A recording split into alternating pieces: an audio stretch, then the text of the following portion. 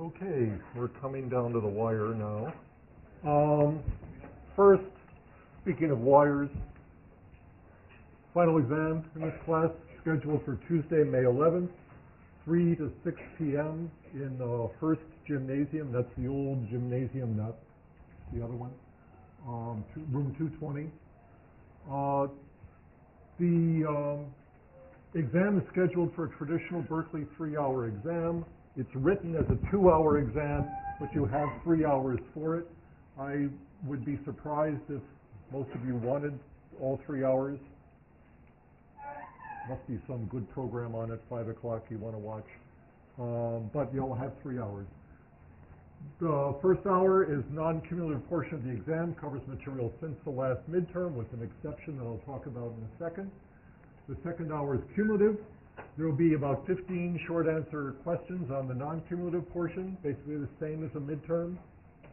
And then for the second hour, we'll give you 5 a little bit more discursive the questions, but in all cases, we're looking for pretty short answers, okay? So that's the way it goes. You'll have the third hour available. I can't imagine anybody needing it, but since you do have it available, you're free to take part of it. If there's anybody who has exam conflicts, you should let me know sooner rather than later. Berkeley's policy is if you have 3 exams scheduled on the same day, you have a right to have one of them moved somehow. What you really should do is, if you've got 3 exams scheduled on the same day, go to each of your 3 instructors and see if he or she'll move, okay? And see what happens there. Okay, here are the topics for the non-cumulative portion. Since the midterm, since the break, we've talked about 4 basic topics: the self, social cognitive neuropsychology, the development of social cognition, and today we're going to talk a little bit about social construction of reality. But because the midterm exam was a little long, you didn't really get a chance to deal with the very last part of the earlier segment of the course on social judgment and inference. So we're going to have 5 sections on the non-cumulative portion of the exam. One of those will give you a second crack at the topics covered in social judgment and inference, okay? So we'll have a review session here next Wednesday here in this room in class from 10 to 11. That's the reading, recitation, and review period, newly invented by the administration in its wisdom. And the way it works is we're only going to have an hour for that review session. That's life. That's just what it's going to be like. There will be a class in here doing its review from 9 to 10, and another class in here doing its review from 11 to 12. So we've got that hour. The new narrative review will be posted by Friday, so that'll be accessible to you before the review session. Do it just like last time. I'll sit up here and take questions, and all the lecture supplements will be updated as well for those of you who are paying attention to those. As usual, if there's some leftover question that you stumble on, I can take questions posted to the website forum, and the exams on Tuesday. So we'll set a deadline on Monday the 10th at noon for those. If you post a question to the appropriate forum, you'll get an answer by 5 o'clock that day.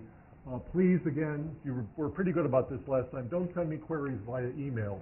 The whole point of this is that everybody gets the benefit of the response, right? And I have no way of sending email to the entire group without going through a lot of cutting and pasting. So don't do that. Do that instead. Any questions about the organization and format of the final exam? Yeah. Yeah, you'll have some choice. Yeah. Yeah, I don't know why I give you choice, but I do. Anything else? Okay, let's talk about what we've been doing here. The way we usually think about cognition, whether it's cognitive psychology or cognitive science, is that there's a reality out there and there's our knowledge of that reality that is somehow inside us, inside our heads. And the whole point of having cognitive faculties is to permit us to acquire knowledge of reality that we can use to navigate the world around us.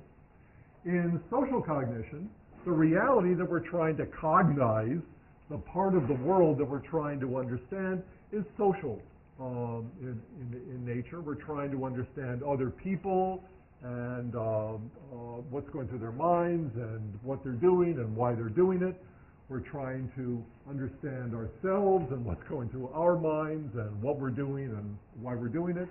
And we're also trying to understand the broader physical and especially social situations in which we engage in these kinds of social interactions.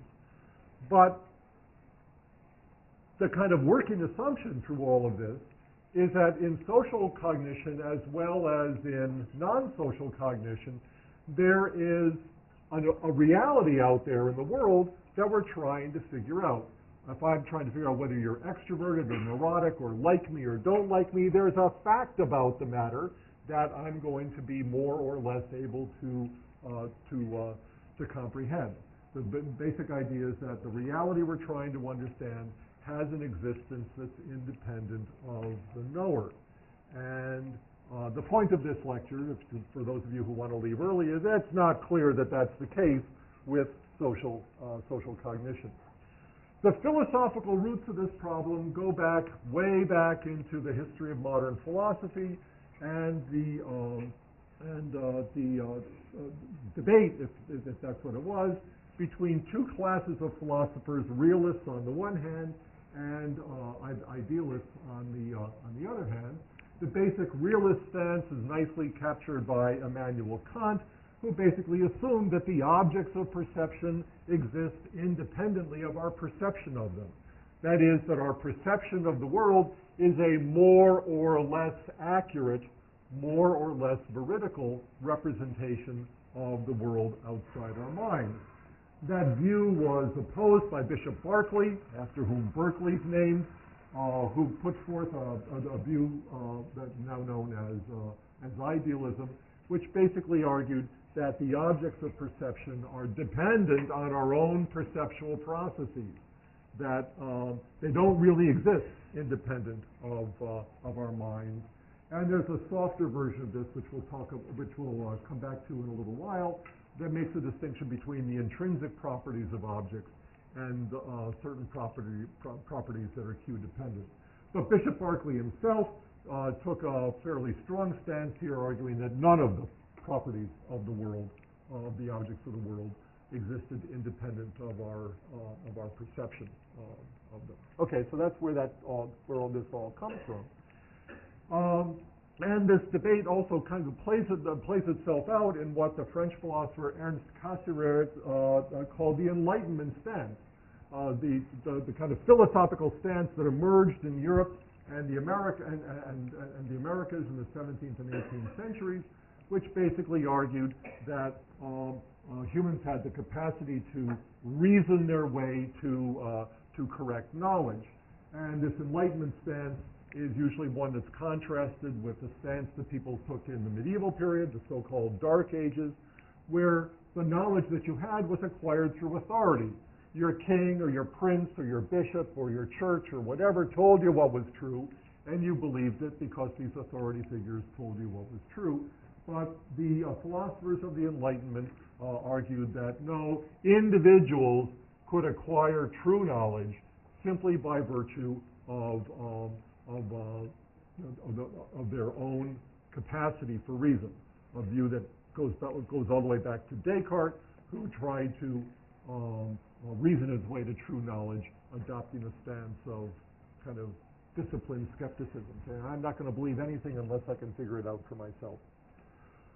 Okay, so the whole idea behind the Enlightenment stance is that the central mental capacity that humans have is the capacity for reason, and it's only by virtue of reason that we are able to think correct thoughts and engage in correct behaviors.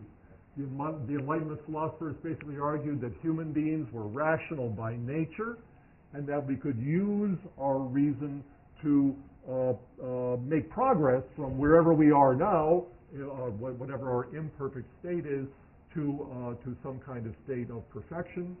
They also asserted that all human beings were equally rational, that is, everybody had the capacity to do this, and they argued that there should be some kind of tolerance for other people's beliefs, because everybody was on the same path toward trying to reason their way to true knowledge, and they were especially tolerant of whatever beliefs people had that were based on reason.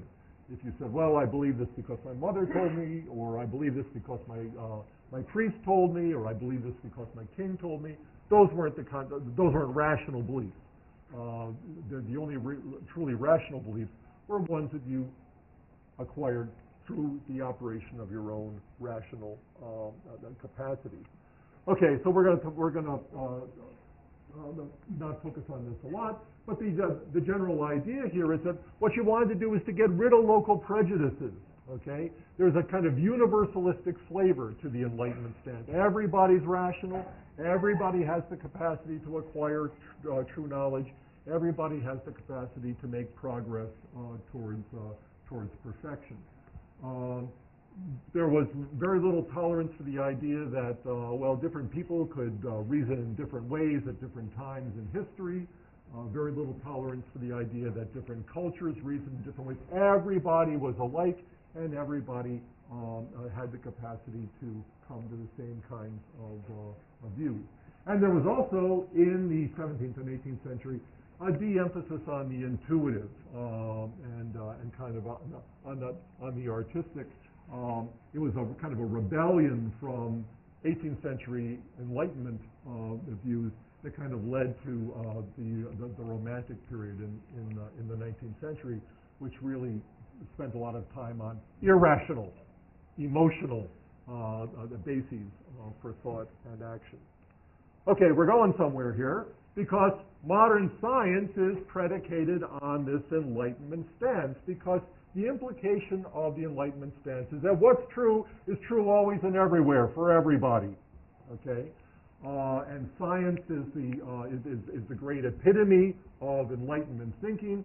We're doing experiments and reasoning our way to a correct account of the nature of reality, and that the laws of nature that we uncover through the scientific process are the same always and everywhere for everybody. As the physicist Steven Weinberg has put it, any intelligent alien anywhere would have to come upon the same logical system as we have to explain the structure of protons and the nature of supernovae. Okay, that's what reason gets you. It's kind of a universalistic principle of getting at the truth. Okay, well, that might be true for a lot of reality, but it's not necessarily true for the kinds of reality that we're dealing with in a class like this, because it's very clear that when it comes to the social world, when it comes to social reality, there is an important role to be played by beliefs, which are not just beliefs about reality, but the beliefs that we have about reality create the beliefs that we have beliefs about. Okay, so there's this distinction in social cognition and social reality between what's subjective and what's objective, facts about ourselves and others and all of that. So far in this class, what we've been focusing on is the manner in which beliefs about the social world are acquired through perception and stored in memory and altered through various kinds of thought processes and communicated to other people through language. And what we want to do today, just for a brief moment, is to talk about the other part of this, which is how and to what extent our beliefs create the reality that we're trying to understand. Now, we've already had some introduction to this when we talked early on in the course about Robert K. Merton's notion of the self-fulfilling prophecy. Or even earlier when you think about the Thomas theorem, where if men define situations as real, they are real for them, And Merton had the same kind of insight that definitions of a situation become an integral part of the situation and then affect subsequent developments. So that you can start out with a false definition, a false perception, an understanding of the situation that is inaccurate. And then what will happen is you'll behave on the basis of that inaccurate understanding of the situation, behave in such a way as to bring the situation in line with your inaccurate understanding of it, thereby making your understanding accurate. Okay, so that's basically what's going on, and it's probably the case that we can't create protons or supernovae just by thinking about the concept of protons and supernovae. But when we think about social reality, it turns out that the social reality we're trying to understand is, at least in substantial part, a product of our own beliefs. And again, we've talked about various mechanisms in which this self-fulfilling prophecy can work itself out. Merton wasn't he was a brilliant sociologist, but he wasn't really much interested in how these things worked out at the psychological level of analysis. But we now know that there's a whole set of so-called expectancy confirmation effects where perceivers who have an expectancy about the world they're going to perceive act either overtly through their behavior or covertly through their mental processes to bring that world in line with their expectations. So in behavioral confirmation, we can elicit from other people actual behavior that confirms our expectations of them. So we're creating a public reality. If I treat somebody in such a way as to confirm my expectation of them, that behavior that they display that confirms my expectation is something everybody else can see too. They can see, oh yeah, that's right, he's like this or he's like that. Or in the case of when the target's behavior is ambiguous, we have a set of perceptual confirmation processes where I can interpret the target's behaviors as if they were consistent with my expectations. And here, what's happening is, by virtue of perceptual confirmation, I'm creating a private reality. I'm bringing my mental representation of reality in line with my expectations and beliefs. In either case, whether we're creating a public reality or creating a private reality, beliefs are creating a reality. Okay, beliefs are creating the reality that we're trying to understand. Okay, so just to kind of expand on this for another second or two, we've seen a couple of different ways in which this the kind of thing can happen. We saw in the lectures on social perception that to a large extent, especially social perception, is constructive in nature. That what the perceiver has to do is to go beyond the information given by the stimulus. The stimulus is not self-evidently what it is. We have to fill in the gaps. We have to interpret vague and ambiguous features. And in that way, we construct the reality to which we respond.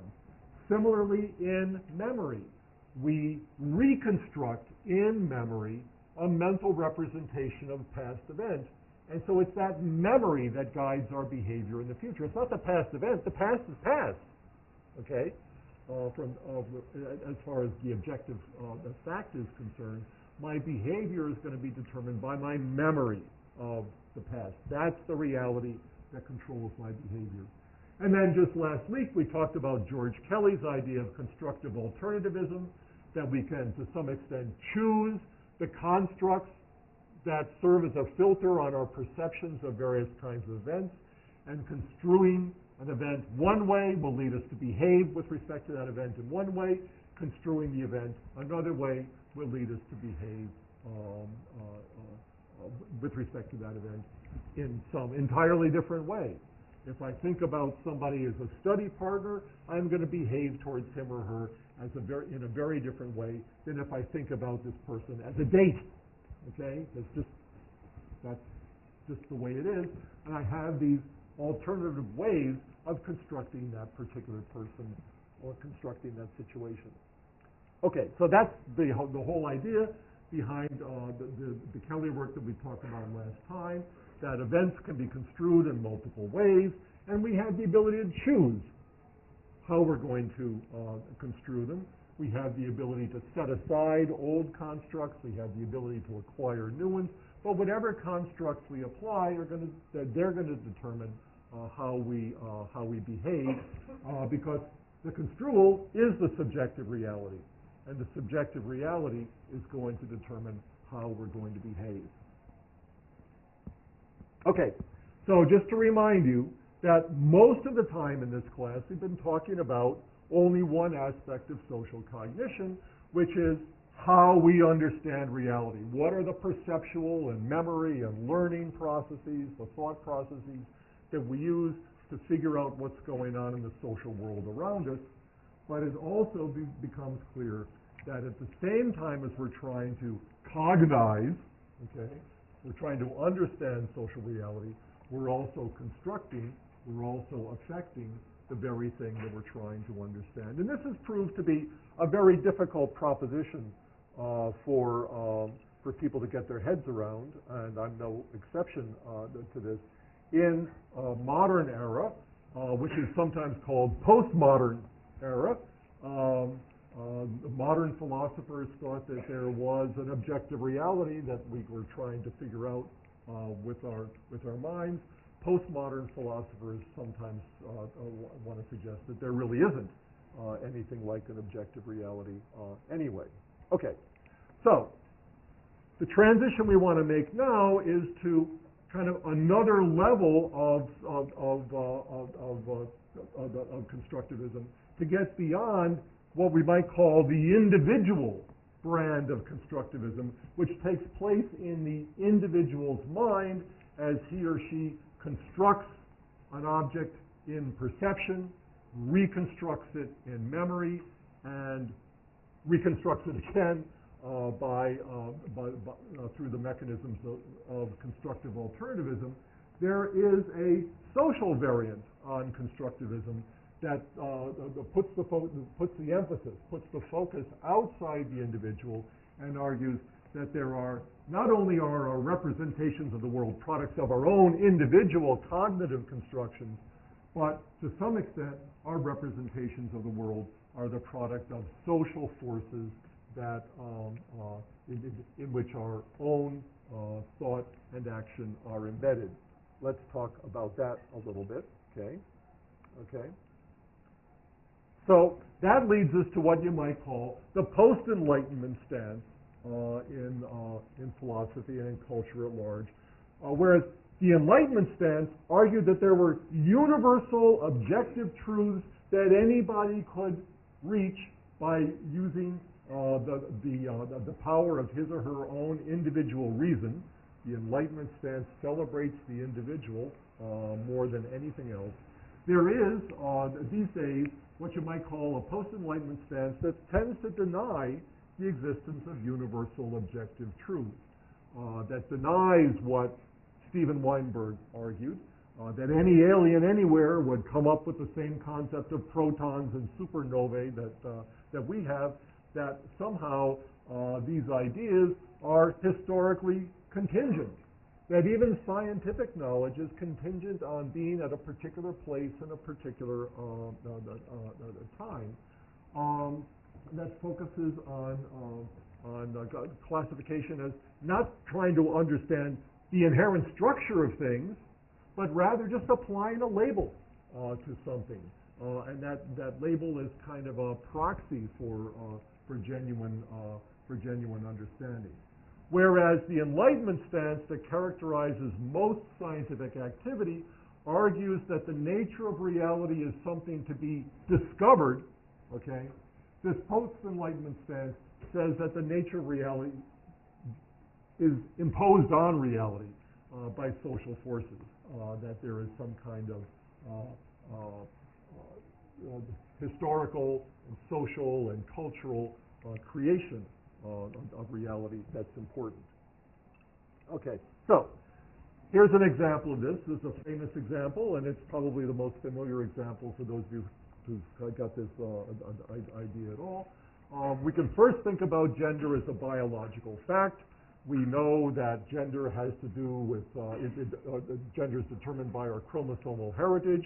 We're either chromosomally XX or chromosomally XY, and that chromosomal endowment has consequences for our hormonal endowment, fetal sex hormones like testosterone and other androgens. That fetal hormonal endowment has consequences for our physical morphology, primary and secondary sex characteristics, our physique, the nature of our the genitalia, and that these also determine various kinds of individual and social behaviors having to do with gender identity, whether you identify yourself as a man or a woman or a boy or a girl, or gender role, your conception of masculinity, your sexual orientation or whatever. All of this, according to one view, flows from a single biological fact, which is what your chromosomal heritage is, and that's a matter that's observer independent, okay? It's just a fact of the world that you're genetically XX or genetically XY, except for the 0.2% of the population who aren't. Okay. By the same token, the French philosopher Simone de Beauvoir wrote a very important book, 1947, that really kind of gets this stuff going in an important way, called The Second Sex, in which she argues that gender is not a biological fact, but rather gender is something that's socially constructed. The famous de Beauvoir quote, okay, one is not born a woman, rather one becomes a woman.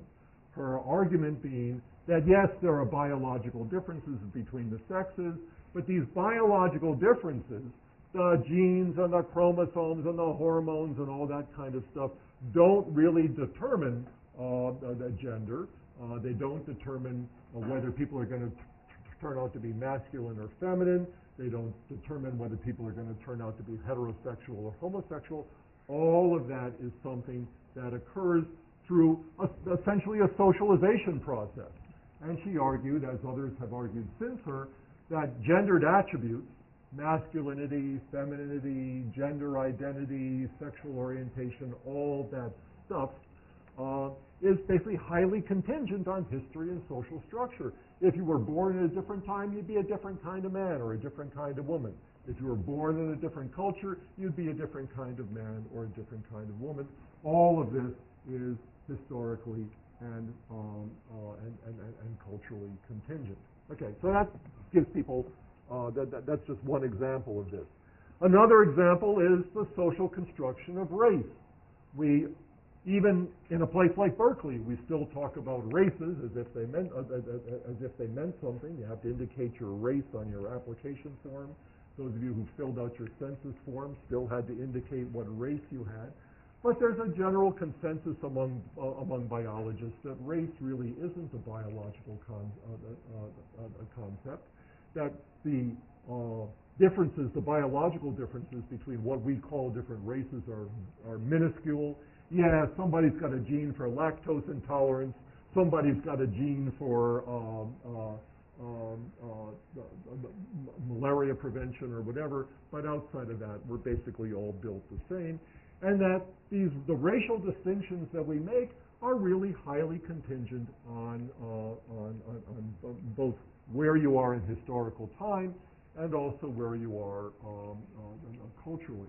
I've talked about this a lot when we talked in the social categorization lectures about the history of the U.S. Census. So the expansion of racial categories in the U.S. Census is really a product of historical and social forces. One thinks of that famous crack that Barack Obama made to, who was it, Jay Leno, I really was black before I started running for president, right?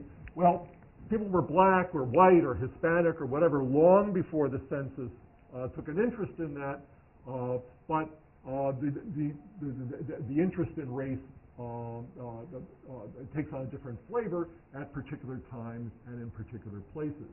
Nell Irvin Painter, who's a historian at Princeton University, has recently published a wonderful book on what she calls the history of whiteness, in which she traces not the evolution of certain kinds of categories, but rather the very concept of the white, so-called white race, whatever we want to call that. Here's the short version of that story. Painter actually points out that in the ancient world, there were no racial distinctions of any sort. The ancient Greeks and the Romans distinguished themselves from the barbarians, the Celts and the Teutons and people like that. But that wasn't a distinction that was based on skin color. In fact, the Greeks and the Romans, it turns out, looked down on the barbarians because the barbarians were too white. Yeah, they were kind of swarthy types, and the barbarians were white, and so whiteness wasn't all that great. The emphasis on whiteness really comes into play in the middle of the Enlightenment. 1776, a German named Johann Friedrich Blumenbach starts what he calls racial science, and it's to Blumenbach that we owe the conventional classification of people into Caucasians and Mongolians and Malays and Negroids and Americans, the five races that come straight out of Blumenbach, and was imported into American conceptions of race by no less a Democrat than Thomas Jefferson and Ralph Waldo Emerson, who spent an inordinate amount of time worried about the definition of whiteness and blackness. There's a fascinating letter in the Jefferson archives in which Jefferson is trying mathematically to figure out exactly how many black great-great-great-grandparents on your mother's side you had to have before you were considered black as opposed to white. These guys were really interested in this. But what's interesting is that in 19th century America, the whole concept of the so-called white race is something that evolved. Jefferson and Emerson began just by admitting Anglo-Saxons. Nobody else was white, just Anglo-Saxons. And then somebody turned around and discovered that 40% of the American population in the 13 colonies was German. So they admitted the Teutons, and then later they admitted Nordics, Norwegians, and Swedes, and Finns, and people like me. Aryans, which doesn't mean Indian, that means a different part of Europe. Alpines, Eastern Europeans came in relatively late. And then finally, kind of bringing things full circle, it wasn't until the end of the 19th century that in American race theory, Mediterraneans, Greeks and Italians, were given the designation of whiteness. So it makes it very clear that this is a concept that's not a biological given. This is not a concept that any alien would come to applying the powers of his or her reason. This is a social construct that takes on reality and is real only at a particular time and only in a particular place. Okay, so Ian Hacking, who's a Canadian philosopher, is quite an interesting guy, got interested in this a couple of years ago, and he argued, he pointed out that there were huge numbers of books and papers and doctoral dissertations, I think half of them produced here at Berkeley, all of which had titles which were variants on the social construction of something. Authorship and literature, the social construction of the emotions, social construction of knowledge, Clark's even, there is such a paper, and the social construction of reality in general. It's asked in this book, what's going on here? What do people mean by something being socially constructed? And he argued that at the core, all social constructivist views have these three the propositions in common. The first is that the meanings of things are not given once and for all. They're not inherent and immutable, but rather meanings of objects and events are historically contingent. They can change from one time to another, and they're the product of particular social forces.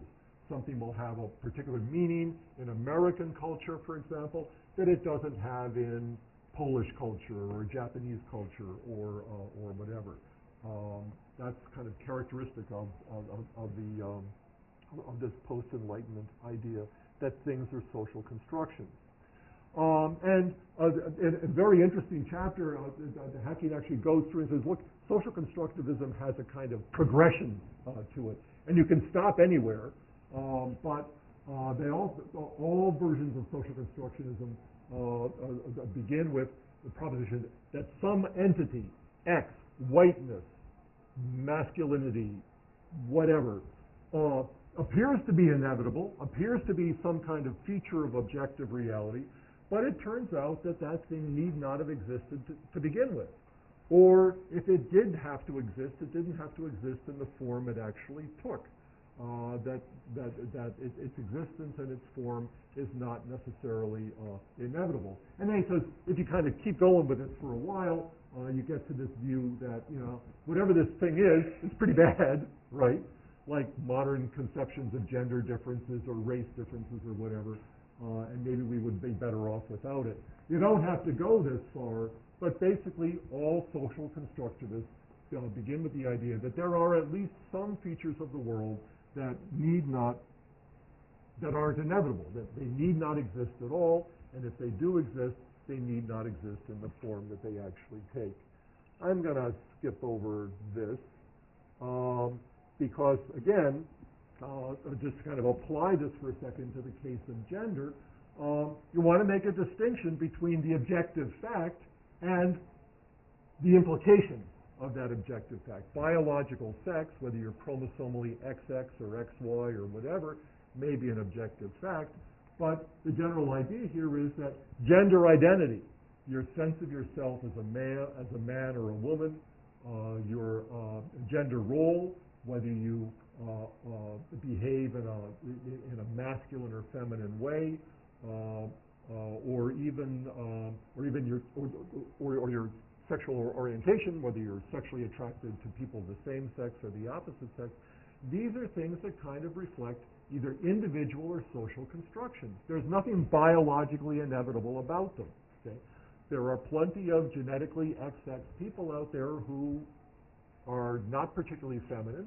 There are plenty of genetically XY people out there who are not particularly masculine, and so on. They choose how to behave. It's not given. In their genes. John Searle, this is the famous David Levine caricature of Professor Searle from the New York Review of Books, in case none of you have ever seen it, has also been grappling with this recently. Those of you who have taken Searle's Philosophy 132 have seen some of this in action. I think if ever there was a classic example of an Enlightenment thinker on campus, it's Professor Searle, but he also acknowledges that there's something going on here, that there are certain aspects of reality that really do appear to be socially constructed in the way that, in much the way that post-Enlightenment thinkers think is the case. There's three classic examples from Searle's work is money. Okay, money turns out to be money just because we say it's money. Okay, a dollar bill has no intrinsic value. Okay, you can't even change it anymore for $1 worth of silver or $1 worth of gold. Somebody right at the moment, it's Secretary of the Treasury Timothy Geithner, says it's a dollar bill. And it's a dollar bill because it might not have been a dollar bill. There weren't always dollar bills. There weren't even always dollars. And a dollar bill doesn't mean anything in other places. Marriage, people are married because they say they're married and because somebody else says they're married. What's interesting about this, just to kind of steal a little thunder from the later part of this, is that it's an objective fact that you're married, if you're married, okay? And if you don't think that's true, try not to be married if you're married, okay? You get into all sorts of legal trouble and all sorts of things like that. But the fact is that the only reason you're married is because you believe you are. You say you are. Somebody else said you were. They bring that objective reality into being by what Searle and other people would call a speech act, simply by saying that they are. So there are things, and property rights too. Everybody's property rights are an objective fact. They're enforced by law, but they only make sense in a culture where there's a certain concept of property. If you don't have a culture where there's a certain concept of property, you don't have such a thing as property rights. They're not things that are not historically contingent. So there are these things that are what they are because we think they are what they are, okay? But the paradox here is that they are what they are objectively. It's objectively true that a dollar bill is a dollar bill. It's objectively true that I'm married, and it's objectively true that as a property owner, I have certain rights that non-property owners don't have.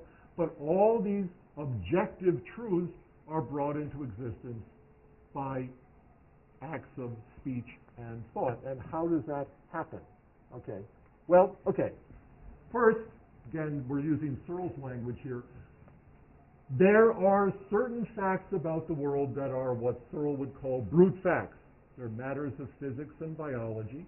They exist like protons and supernovae independently of our thoughts or our institutions or whatever. And when we describe them in language, we're using language just to describe this reality that's independent of our minds. But then Searle wants to point out there are certain institutional facts which exist only in the context of certain human collectivities or institutions. They're brought into being by acts of speech, but just because they're brought into being by an act of speech doesn't mean that they're just a matter of opinion. It's not a matter of opinion that I'm married. It's an objective fact that I'm married, okay? Even though that fact did not exist before certain people spoke certain kinds of words. Okay, so the big question, this is Searle's big question right now, how can there be an objective reality that is what it is only because we think it is what it is? Yeah? Instead of calling marriage objective, can you call it collectively subjective? No, you don't want to call it collectively subjective because I'm married regardless of what anybody thinks. Okay? It's just somebody, I can go to a bar tonight and I can turn to someone and say, oh, I'm not really married or whatever, okay? But I am married, okay? I can persuade somebody that I'm not. I wouldn't do such a thing, of course. Nor should anybody do such a thing. But you could, okay? But it's not subjectively true that I'm married. It's objectively true that I'm married, okay? I'm on my second marriage. This is something a lot of people know about me. But it's really nobody's business. But my first marriage was a common law marriage in the state of Pennsylvania, where you can do that. And when I went to get divorced in the state of Massachusetts, I actually had to prove to the judge in the state of Massachusetts that I was actually married. Didn't actually believe it.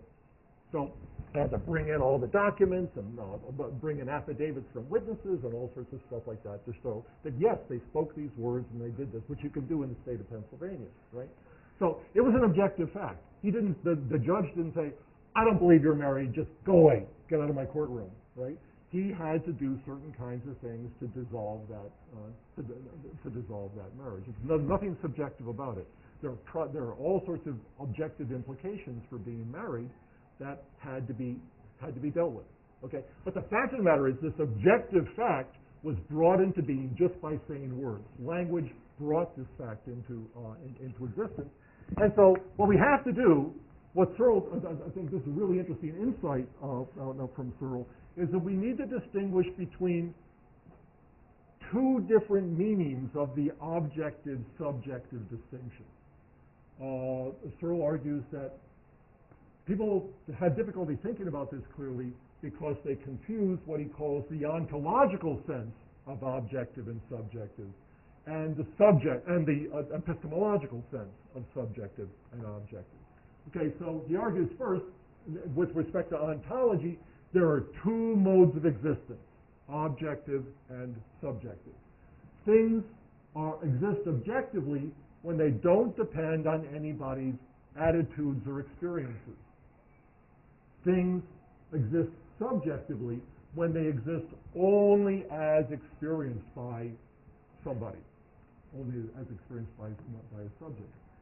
But that's quite different from the epistemic sense of the objective and the subjective, because we got these two forms of knowledge. Subjective knowledge takes the first person mode, okay, where something is either true or false depending on the attitudes and feelings of somebody. If I say to you, my cat Fedora is a beautiful cat, that's true in my head. You might look at it and say, it's the ugliest cat I've ever seen. It's not objectively true that Fedora, well, of course it is objectively true. She's an unbelievably beautiful cat. But there's somebody out there who's going to disagree, okay?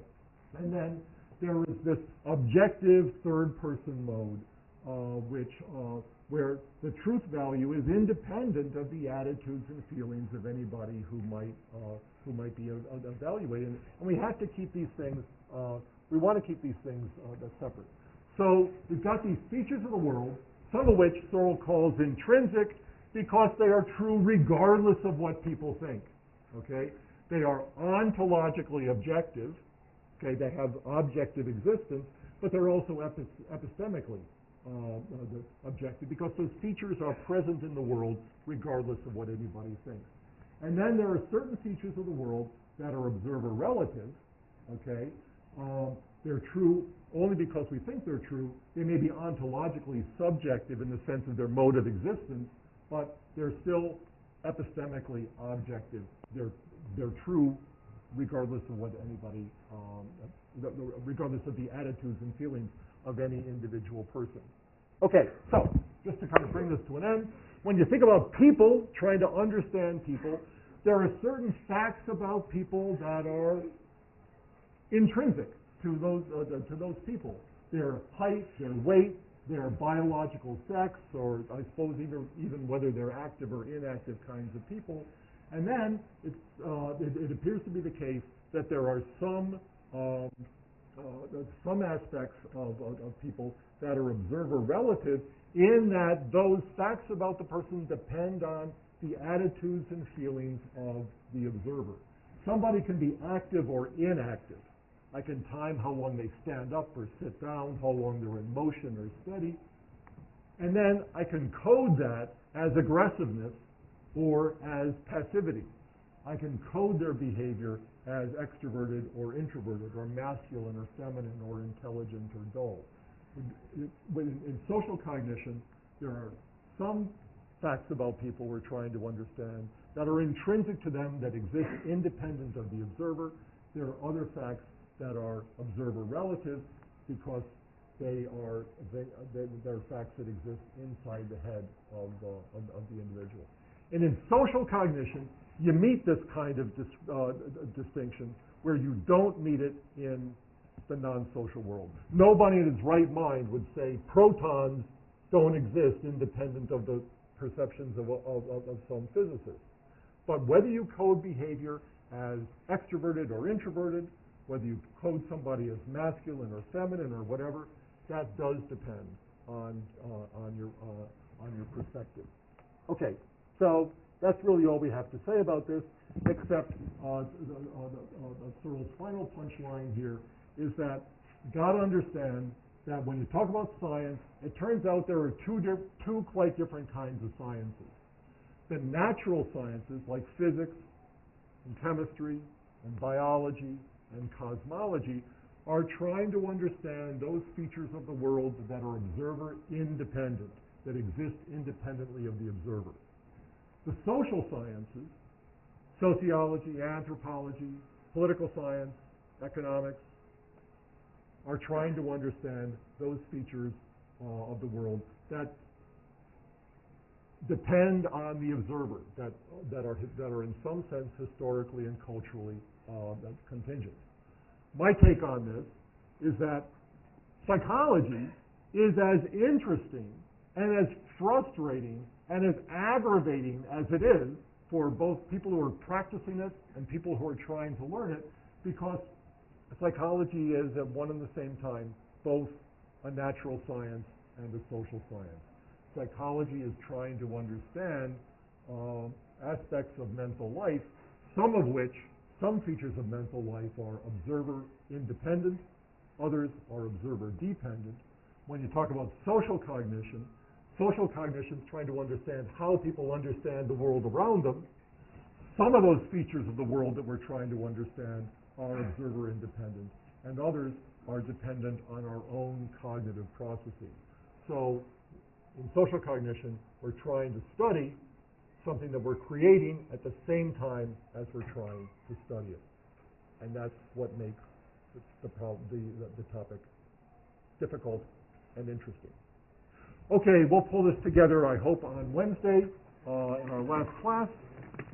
Have a good day, and we'll see you in a couple of days.